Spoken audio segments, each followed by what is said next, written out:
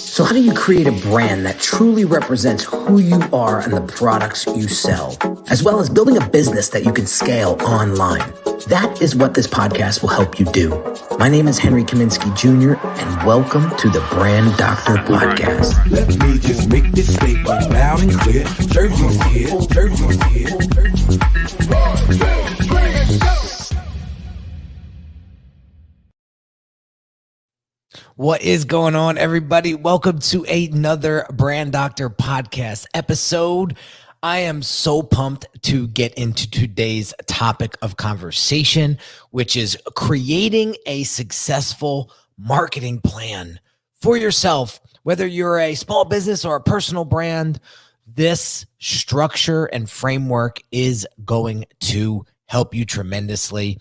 Guys, before we get into this, I just want to say a huge thank you to everybody who reached out to me over the past couple of days. We recently had to lay our dog of 9 years that we rescued down to rest. And it was a very emotional day and week for me and my family. And there was just this overwhelming response and outreach from all of you guys. And I just want to say thank you to that. It means the world to me and my family. And it made things easier. It's been a very hard few couple of days, but everything is getting easier as time goes on, as time heals all. So just want to say thank you to everybody there. All right, let's get into today's topic of conversation. And for those folks that are joining us live, feel free to ask any sort of questions that you may have regarding this as we continue this live stream. And if you're listening to this and want to join us live in the future, every Monday at 2 p.m. Eastern, we stream these on YouTube, Facebook, Twitter, you name it. So feel free to join in on the live conversation at those times. So I want to share with you a quick little story so you guys understand the power of strategy and the power of planning. So I recently did a brand assessment with an individual that wanted to monetize their expertise, okay? And she's been hanging out on Clubhouse for a while, and she connected with this individual that had this large email address. It's probably, large email list, probably 180, 200,000 people. And she wanted to do a collab with him to sell some sort of coaching and sell to his list. And she has no real online presence. I mean, if you Google her name, some things show up, but like no personal brand website, no real social media identity, nothing. All right. So I said, all right, well, did you ask this person that owns this list, like what their click-through rate is or what their open rate is? No, I didn't. I don't know what that is, but they said it's pretty good. Okay. Do you know who's on the list as far as demo and psychographics? Nope. Don't really know that either. Okay. What are you trying to sell them? A coaching program. Okay. How much money do you want to make with this email? I want to do 300,000. Okay. What's your price point for the product? I haven't figured that out yet. So basically you're just going to spam this email address. That's what you're doing. So I started to get pissed. So I was like, all right, maybe why don't you go and try that strategy and see what happens. And then based on your results, we'll have another conversation. Okay. Here's the point that I'm trying to make, guys. And this is something that I got from Kevin O'Leary a long time ago. He said that business is war. I'll say it again. Business is war. So my question for all of you out there, if you were going to war tomorrow, would you go without a plan? If not, you're smart. If you go to war without a plan, you're going to get killed. And I hate to say it that way, but it's the truth. You're going to waste a ton of time, money, and energy, and you're not going to get the results that you're looking for. So yeah, guys, I kind of agree with Kevin here. Business is war. It has no emotion. If your business tanks and fails, nobody cares. So if you want a profitable business, I highly recommend that you come with some sort of plan. And that is why it is so important that we develop our marketing plan so that we get in front of the right people with the right message. I want to give a huge shout out to Harvey Lincoln Jr., who says, business is war. If you go to war without a plan, you're going to get killed. That's the bottom line, my friend. Appreciate you, Harvey, for checking in. So let's talk about the first step. And I want to share with you, so you guys that are watching this live are going to have a little treat because you're going to get to see a visual. But the folks that are listening, just tune in, because I'm going to share with you some really strong questions that you should be asking yourself before we even get to the marketing plan itself. Okay, so let's consider this pre-planning, shall we? So I'm going to share screen real quick, okay, and walk you through a series of questions that I think will be very, very helpful for you to pre-plan your marketing, I would say, expectations. Okay. So I call this the campaign war plan. And this is what I use in my business. So before I start any marketing campaign or growth project inside of my business, I run not only myself, but my team through this war plan. And it starts with the big question, what? What? So what's the specific measurement? I should say, what's the specific measurable outcome that needs to be prioritized here? Okay. The next question is, what's the primary obstacle that is stopping forward progress right now? Okay. The next question is, where are you right now? Where is your business right now when it comes to growth and what it is that you're trying to market? And where do you want to go is the next question. All right. Once you get those really flushed out and answered in depth, we get to the next phase of the campaign war plan. I should say pre-plan, before we get into our marketing plan. Okay? And that's the how. Okay. So what is the plan or strategy that needs to be created? This is where we have to get super specific. If we don't have a plan, we're dead in the water. So we'll get to that in a second. Okay. Next question is, what are the specific resources that we're going to need to execute this plan or strategy? What are the milestones that are going to be, quote unquote, our checkpoints? What is the timeline that we're going to put to this campaign? When are we going to start, and when are we going to finish it or deliver it? What's the process that we're going to have to create to execute this? What machine are we going to use to deliver this? What are the tactics, the tasks, and the executables required to make a sustainable progress with this plan? So we have to outline our strategy. We have to figure out the machines that we're going to use to execute the strategy. What are the tactics? Are we going to be using direct messaging? Are we going to be using email? Are we going to be using video? This is what I mean by tactics. What are the tasks and executables for our team, for ourselves?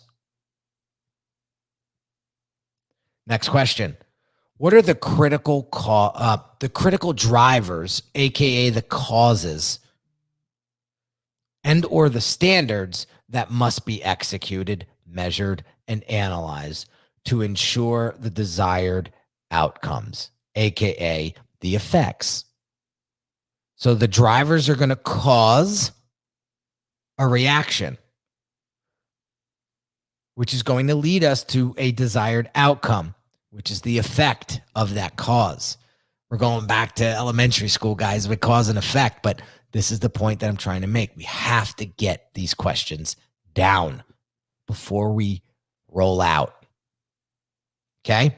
Next question. The next part of the campaign war plan is the who. The who. Probably one of my favorite parts because I'm a who guy, not a how guy. I'm going to hire the who's, and they're going to do the how. So my next question is, what are the A players? I should say, who are the A players that need to execute this plan for us? So who do we gotta recruit? Who do we gotta bring in? Next part of the plan is the metrics. What dashboard are we going to use to display critical driver results that allows us to have immediate optics on how things are going? That's why the military sends out those drones so they can analyze and record what's going on real time so that they can make the appropriate next moves. So what dashboard are we going to use? Right? The ClickFunnels, for example, has a dashboard, tells you how many sales and so on and so forth. Not to get into detail there, but you get what I'm saying, right? Other people use other CRMs, which are great. I don't know if, HubSpot is a great CRM, and there's different levels of that CRM, but they have great dashboards that are going to tell you how well you're performing. And that will inform the next steps. Okay. Next question is, maybe it's not a question, but more of a statement. We need to take into consideration the comparison between actual critical driver results versus benchmark standards. We really need to understand this because this is what's going to help us find the opportunities, adjust, and correct that execution to get to that desired result that we're looking for. And then the last part of it all is the accountability. You have to be accountable, or you have to assign accountability to the people that are going to be working with you on this strategy war plan. So, how will you keep the team accountable? That's question number one. Question number two is, how are they going to keep you accountable? Question number three is, how will you coach them versus dictate to them? It's very easy when you're in the grind, when you're in the moment, to start pointing fingers, telling people what they did wrong and how it's never your fault. I don't care if it is their fault. Dictation is not a great way to build rapport with your team. It's not a great way to build a business. It's not. So how are you going to coach them up when things aren't going the right way? And then lastly, what are the consequences if you or they fail? And have that conversation with your team before you even get started on your marketing plan.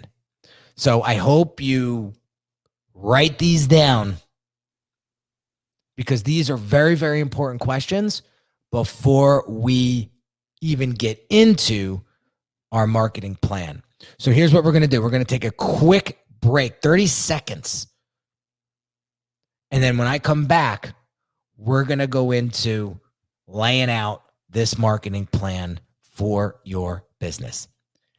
Be right back. If you're a business owner who feels your branding isn't truly representing the value that you deliver, check out this free video training that will help you level up your brand's messaging and online presence so that you can start attracting higher quality clients. Visit www.uniquedesignz with a Z at the end, not an S, .net/level up my branding.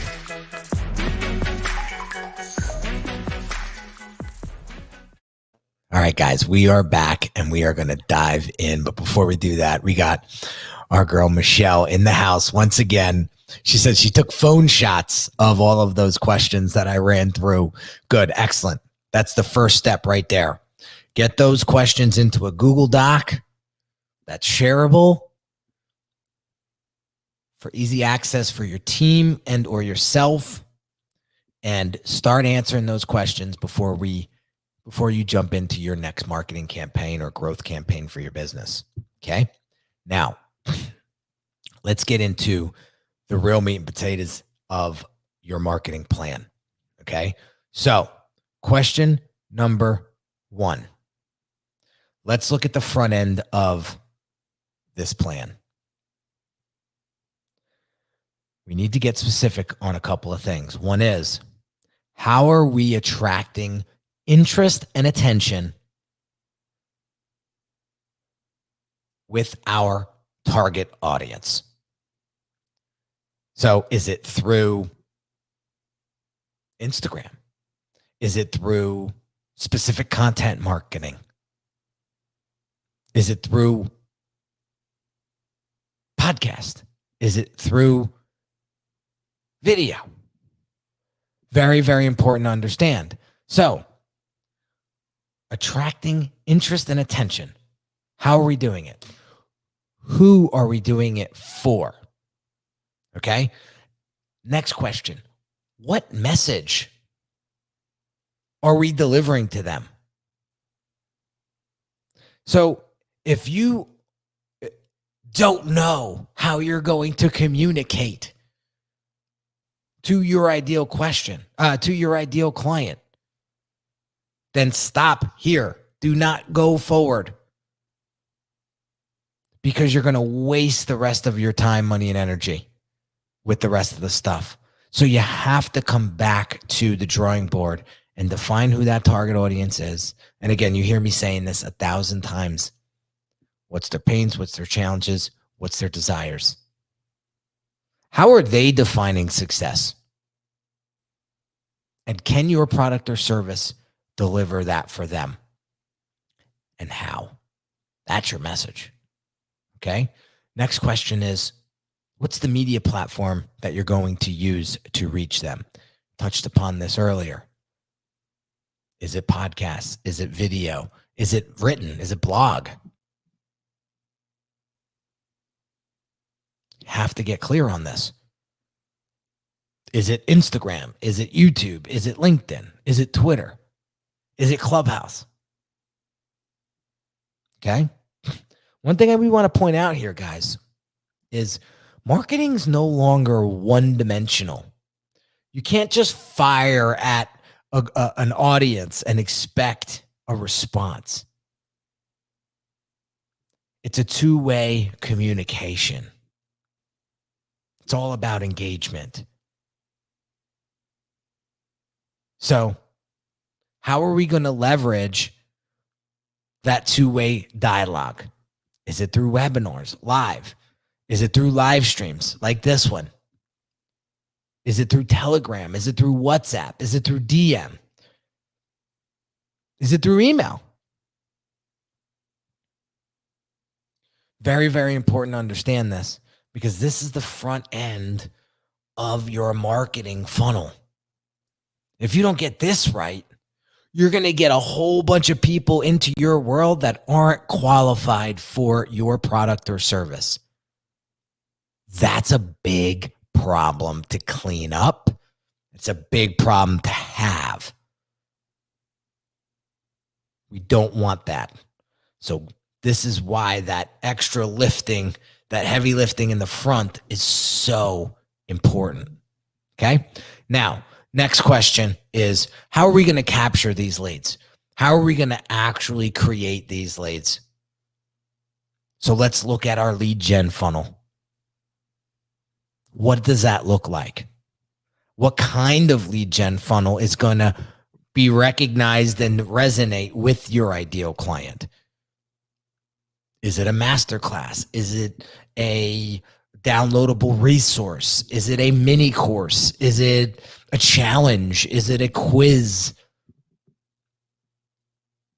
How are we going to capture leads? What's that landing page look like? How is it connecting with your ideal client? Does it look polished and professional? Does it look credible? Or does it look spammy and inauthentic like a lot of those funnels I see out there? With like the blinking lights and the crazy animation on the text. And it's just, this is all too much. Especially if you're going after a higher quality client. Nobody wants all of that.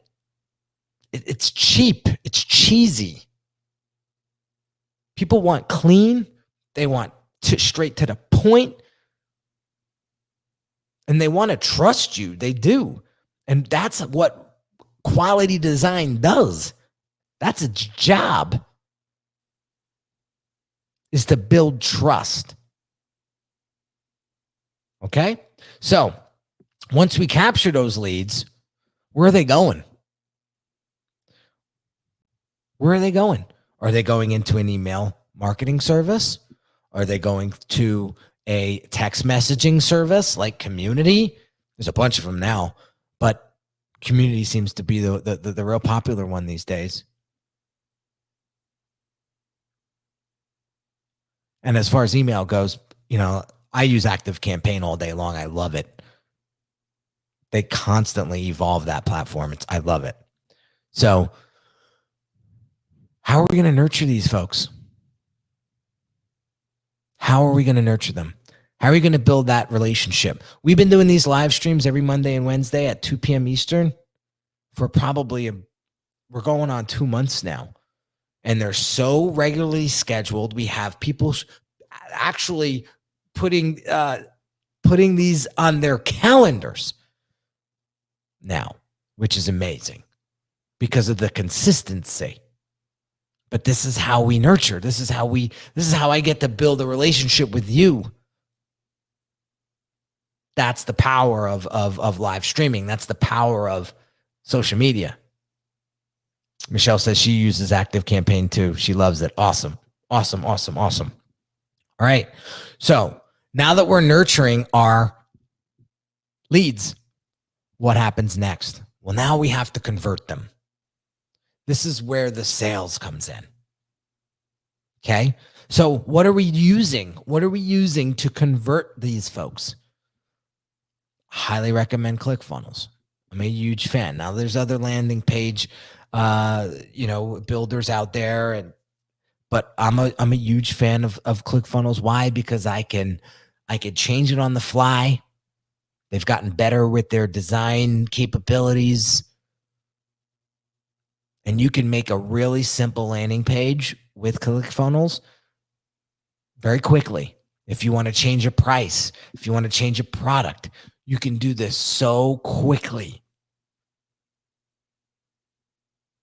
with ClickFunnels, right? With zero to very little tech experience. But we have to have some sort of funnel, guys. You can't be willy-nilly. Like, I see this a lot going on, and I've actually heard somebody say this where they're on Clubhouse and they get all of this interest because they must have said something very powerful, impacting, and now their DM's blowing up by a whole bunch of people looking to work with them, and they got nothing to give them. They got nothing to give them. nowhere to take them, no funnel to go down. So now they're like scrambling. Oh, I don't even know how to get them on a phone or a Zoom. This is what I mean, guys. You have to have your systems in place. You have to have your funnels in place in order to convert those leads. Do you have a drip campaign? Do you have a text message drip campaign? What are those messages saying? How are they nurturing them into a sale? How frequently are you creating those touch points? These are all the things that go into converting a lead. Okay? Now, once we start to get those conversions, now what happens? Now we got to deliver on our promise, don't we? I want to say this, and it may sound so simple, so elementary, so obvious, but I see a lot of people doing it wrong. They are taking on clients that they cannot deliver results for because of the money, I guess. I don't know why people would do this. This is why I have such a stringent onboarding and qualification process for my business. I do not want to take on a project that I cannot deliver results for at a premium quality level. That's why the brand assessment is the first step into the Brand Accelerator program. I will not take a client on into that program and spend 90 days with them if they don't go through that assessment, because I want to make sure you're a good fit. Wouldn't you? I had this conversation on a podcast yesterday. I said, say you walked into the doctor's office and without even asking a question, the doctor looks at your leg, flicks it with his finger and says, we got to amputate that leg. Doesn't look good. You're sitting there going, you didn't even ask me what I ate today. You didn't even ask me what leg was hurting. Meanwhile, you're telling me I got to amputate the leg. How confident are you in that doctor? So there's so many people out there giving this advice, this arbitrary advice, and you're solving the wrong problems inside of your business. I'll give you another quick example. Somebody wants a redesign for a website. Okay, let's do it. But what if the website's not the problem? What if the messaging is the problem? What if it's something much larger than the website design? You're going to go out and spend 10, 15, 20 grand plus on a new website, but your messaging is whacked. All you're doing is putting lipstick on a pig. You got to get to the source. You got to get to the core of the problem. That's why strategy is so important here. You have to do the diagnosis and the discovery first before you can get in and start doing surgery. I got my man Tom Kroll in the house. What's going on, my dude? Love that guy. So very, very important here. So please do me a favor. Make yourself this promise. Do not take on a client that you cannot deliver your promise for.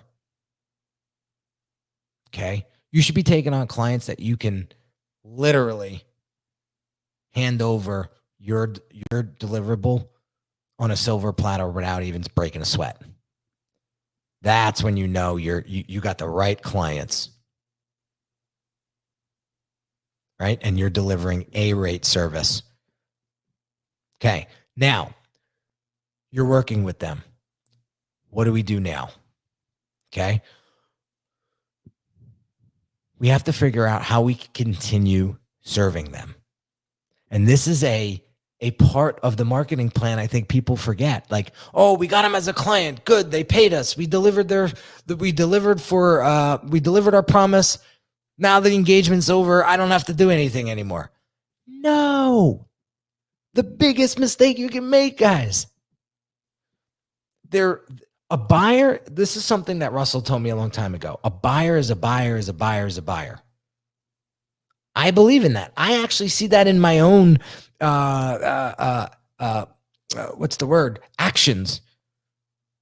I'll buy something on Amazon. Next thing you know, like 2 days later, I'm buying something else. I don't know why. And then after I buy that, I'm like, oh, why don't I just do that? I'll tell you a funny story. When I signed up for Stitch Fix, my wife wanted to kill me. I got my first, if you don't know what Stitch Fix is, it's an online service where you go in and you set up your profile and they assign you a stylist, and they basically every month send you a box of clothes, and you could accept it all or you could exchange things and things like that. And because I hated going to the mall and buying clothes, and I hated it. I just wanted somebody to do it for me, right? So I signed up for Stitch Fix, and they've been crushing it for 7 months. I've been a member for 7 months. In between my monthly packages, I would go in and buy tons of stuff off of their website. This is a brilliant model, but I saw it happening. I paid that one stitch, and then I started buying crazy clothes in between stitches. Now I've calmed down because I've gotten out of that. I gotten out of that zone of buying. But it's true. A buyer's a buyer's a buyer. So they just spent X amount of dollars with you. Well, what other problems can you solve for them? I'll give you a quick example. When clients come through the Brand Accelerator program strategy portion, at the end of that strategy, I sit down with them and I deliver recommendations based on the discovery that I found and the insights that I've come up with. And there's different levels of engagement to move forward. They don't have to do anything. They could take my insights and go and do it themselves. Or there's options to continue working together. And I'm very clear and upfront. You know, obviously I'm telling you how I do this. So there's no surprises.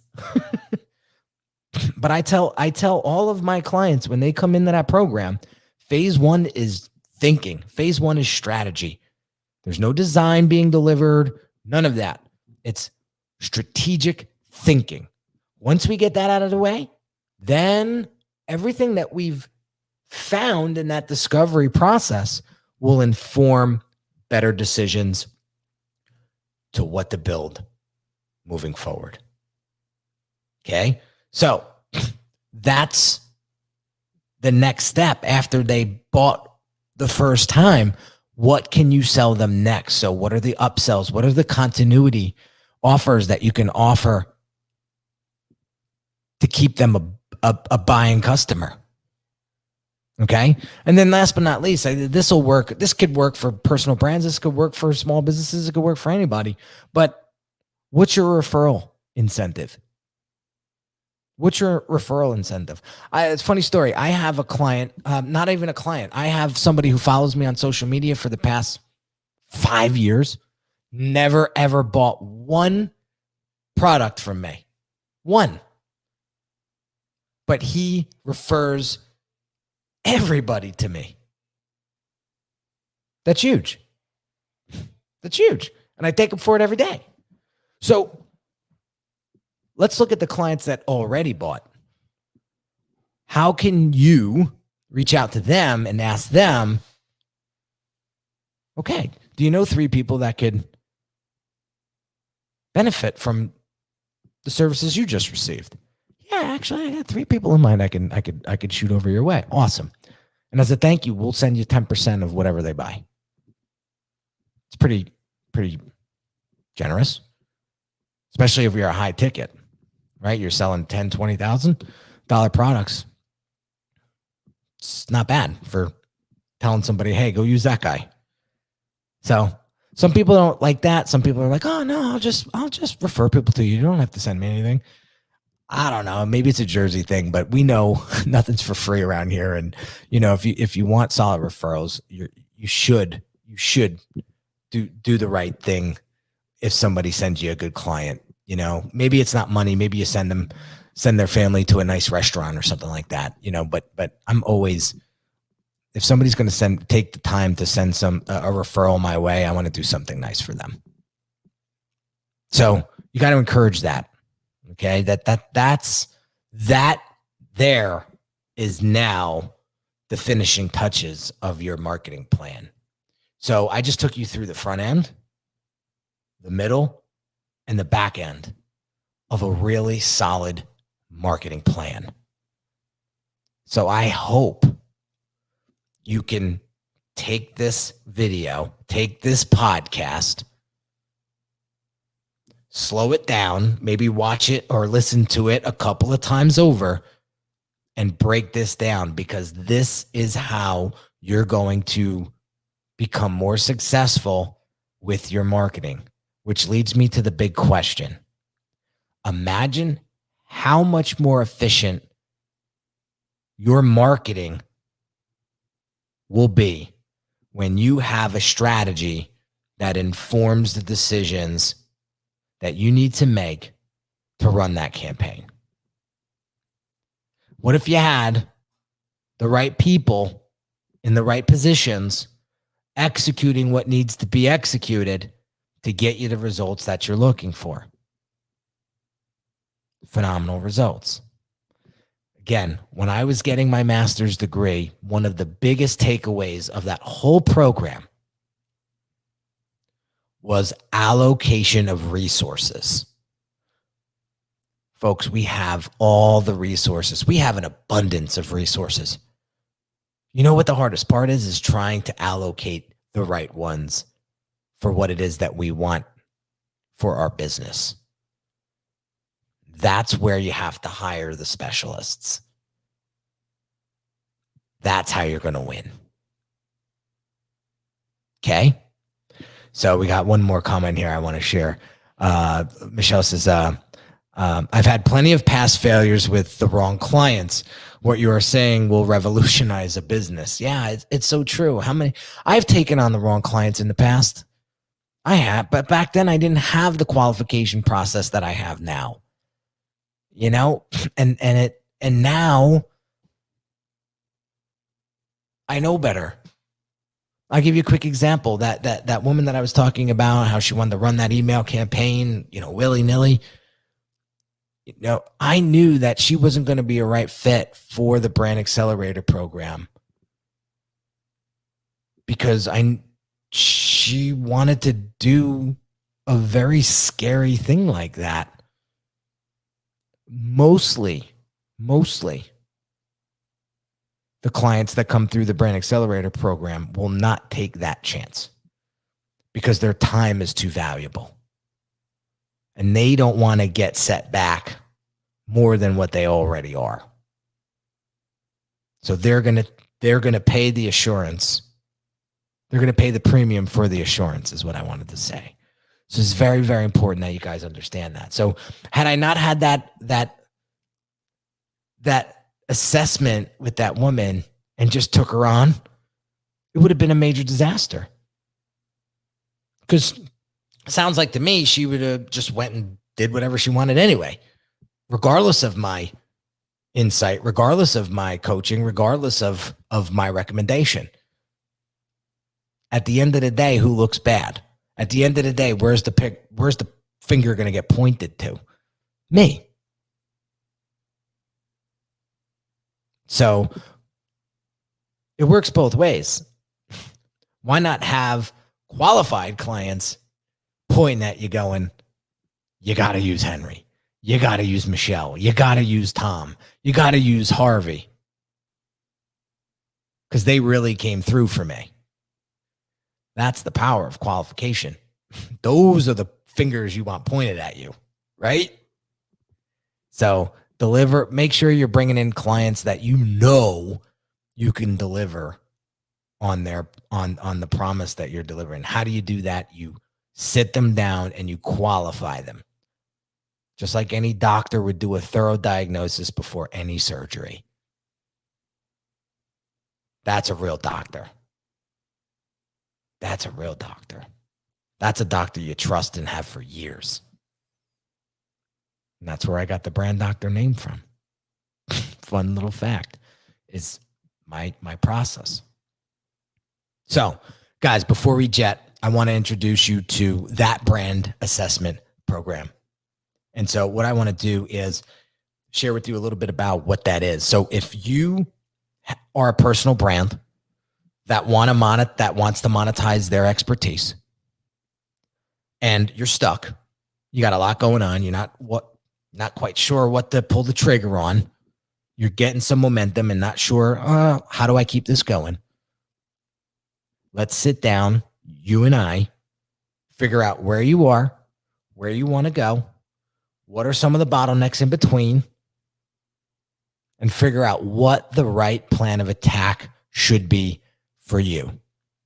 So this is a 45-minute to an hour discussion, and I'm going to ask you a ton of questions to open up Pandora's box to see where you're really struggling.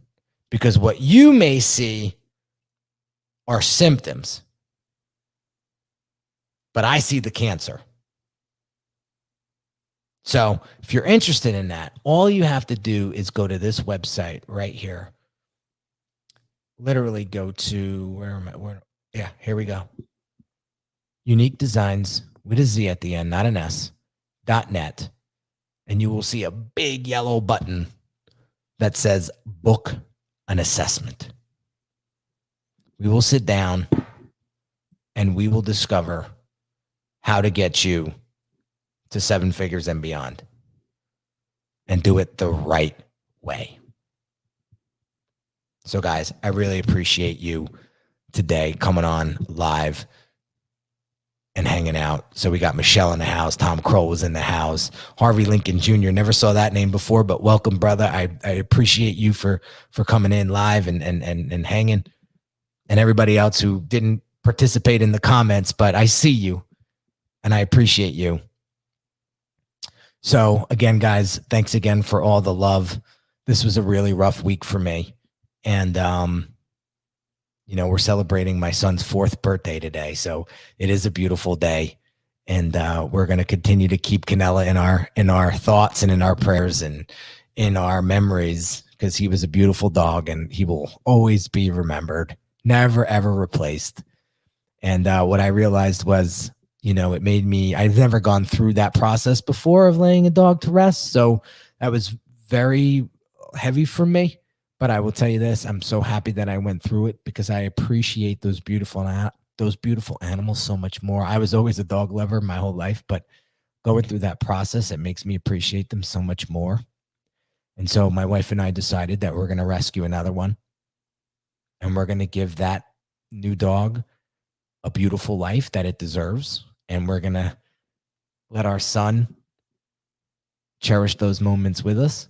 So he has a little companion and buddy to play with, and we're super excited. So stay tuned. We're going to have an addition come into our home soon. We want to make sure that it's the right fit, but it made me realize this week that my life's work in this department is not over. And there's so many pit bulls out there that need a loving home. They're so misunderstood. And if I'm able to provide that quality of life for them, then I'm going to do it. And it's my life mission to do that. But I'm going to do it one at a time because I'm a quality over quantity guy.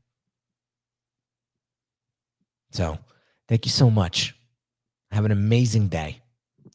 And I'll catch you on the next one real soon. Oh, actually, reminder for you guys, next week I'm away for my anniversary, my 10-year anniversary. We're going to Aruba, so we'll be offline next week. But the week of the 31st of August, we'll be back. So catch you then. Have an amazing day. Love you guys. Take care.